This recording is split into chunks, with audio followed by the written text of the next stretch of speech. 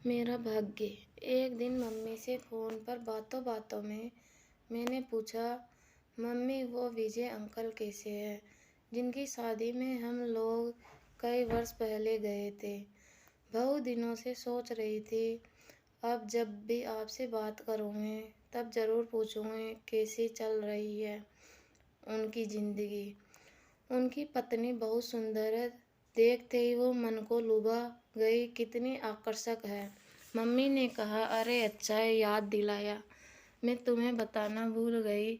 उनकी शादी के कुछ दिन बाद मैं बैंक गई तो पूछा, मैनेजर विजय ही जी नहीं दिख रहे, तो पता चला उनका ट्रांसफ़र हो गया है भोपाल। फिर बात आ गई हो गई।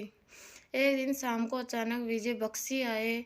हम लोग आश्चर्यचकित हो गए। अरे वाह, इतने वर्षों बाद। वो बोले, हाँ शादी के थोड़े दिन बाद मेरा ट्रांसफ़र हो गया था और अब 5 साल बाद फिर से यही हो गया है। हम लोगों ने कहा, यह तो बहुत अच्छा हुआ, बैंक भी सूना सूना सा लगता था। पापा ने कहा, और बताओ कैसी चल रही है तुम्हारी ज़िंदगी, तुम तो बिना बताए ही चले गए। शादी के बाद बहू के साथ घर बुलाने का मौका ही नहीं दिया।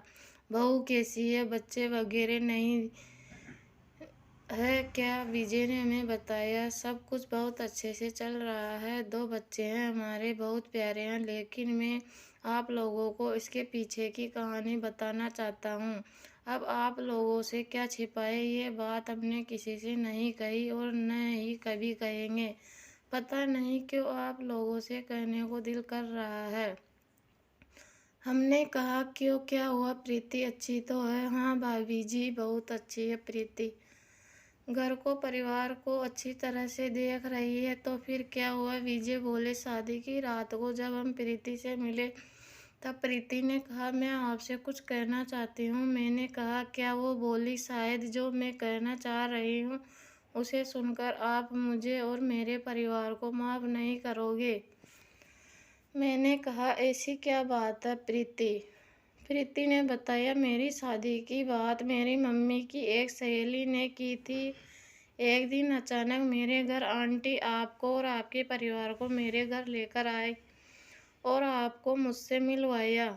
उस दिन मुझे लगा मैं आपको सच बता दूं, लेकिन आंटी को इस बारे में कुछ नहीं मालूम था।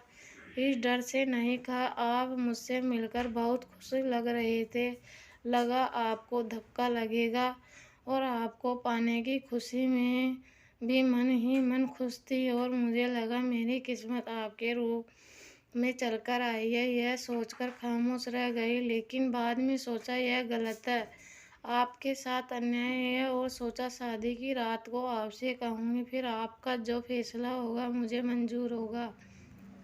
मैं मैं यह कहना चाह रही हूँ कि मैं आपको संतान का सुख नहीं दे सकती, क्यों प्रीति? बोलो, क्योंकि मैं किन्नर हूँ। विजय ने कहा, क्या कह रही हो प्रीति? हाँ विजय जी, यह सच है प्रीति। यह क्या कह दिया? मुझे ऐसा लग रहा है धरती फट जाए और मैं उसमें समा जाऊँ। लेकिन तुम्हें मैं बहुत चाहने लगा हूँ। तुम्हें देखकर कोई नहीं कहेगा कि तुम किन्नर हो। तुम में तो इस पूरे स्त्री के गुण है। रूप रंग से तुम बहुत सुंदर हो, कहीं से भी किसी को कोई शक नहीं होगा। प्रीति ने कहा, जी विजय जी, जब मैं छोटी थी तब से लेकर आज तक मेरे माता पिता ने मुझे किन्नर जाति के लोगों से बचाकर रखा। किसी को भी यह जाहिर नहीं होने दिया कि हमारी बेटी किन्नर है। मैं अपने माता पिता की इकलौती संतान हूँ। मैं बहुत ही मन्नतों के बाद पैदा हुई। उन्होंने मुझे बहुत प्यार और दुलार से पाला है। मेरी माँ पिता का सोचना था शादी तो करनी नहीं है, ये मेरी बेटी बेटा दोनों ही है, लेकिन वो आंटी ने सोचा इनकी बेटी बड़ी हो गई है, मैं अचानक कोई रिश्ता लेकर जाऊंगी तो मेरी दोस्त बहुत खुश हो जाएगी। लेकिन मेरी माँ खुश नहीं, दुख हो गई थी। उन्होंने उस समय आप लोगों का स्वागत किया, कुछ भी जाहिर नहीं होने दिया, सब कुछ भगवान पर छोड़ दिया। माँ ने यह बात इसलिए किसी को नहीं बताई कि अगर किन्नर जाति के लोगों को पता चलती तो वो लोग मुझे ले जाते। मैं आपको धोखे में नहीं रखना चाहती, इस कारण मैंने सच बता दिया। आप विजय जी परेशान न हो, मैं बिना कुछ कहे यहाँ से चली जाऊँगी। सारा इल्ज़ाम अपने ऊपर ले लूँगी कि मेरी ज़बरदस्ती शादी की गई है।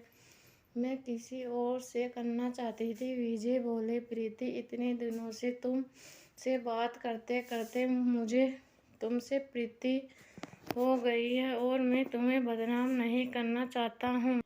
मैं तुम्हें अपना नाम देने के लिए यहाँ लाया हूँ। प्रीति, मेरा एक गलत कदम दोनों घरों की बदनामी करा देगा। मैं आज अभी यह कसम खाता हूँ कि मैं इसी स्थिति में भी तुम्हारे साथ जीवन यापन करूँगा और किसी को भी कुछ पता नहीं चलने दूँगा। प्रीति ने कहा, विजय जी आप महान हैं और कदमों पर गिर गई। मैंने सोचा भी नहीं था मेरी किस्मत में जैसे इंसान का साथ होगा। मैंने पति के सुख की तथा परिवार की कभी कल्पना भी नहीं की थी। मैं धन्य हो गई आपका साथ पाकर। भाभी जी, कुछ समय बाद हम भोपाल चले गए। वहाँ हमने 2-2 साल के अंतर से एक लड़का और एक लड़की गोद ले लिए। आज लड़की 4 साल की है और लड़का 2 साल का है। प्रीति ने माँ का फर्ज बखूबी निभाया। वह उसके माँ बनने का सपना भी पूरा हो गया। हम लोग सुखी जीवन व्यतीत कर रहे हैं। मम्मी ने बताया कि फिर हम दोनों ने विजय जी को सैल्यूट किया और आशीर्वाद दिया। तुम धन्य हो, महान हो, ऐसा कोई नहीं करता जो तुमने किया है। उन्होंने कहा, शायद मेरी किस्मत में प्रीति ही लिखी थी, इसलिए तो हमारी शादी हुई। शादी के बाद मैं उसे छोड़ दूँ, ये कहाँ का न्याय है? उसने क्या बिगाड़ा है? सृष्टि ने जो रचना उसकी की है उसी में वह मुझे स्वीकार है। मैंने उसे पत्नी का दर्जा दिया और बच्चों को गोद लेकर उसे माँ का भी दर्जा दे दिया। हम सब खुश हैं। जो मेरे भाग्य में लिखा था वह मुझे मिल, इसमें दोष किसी का नहीं।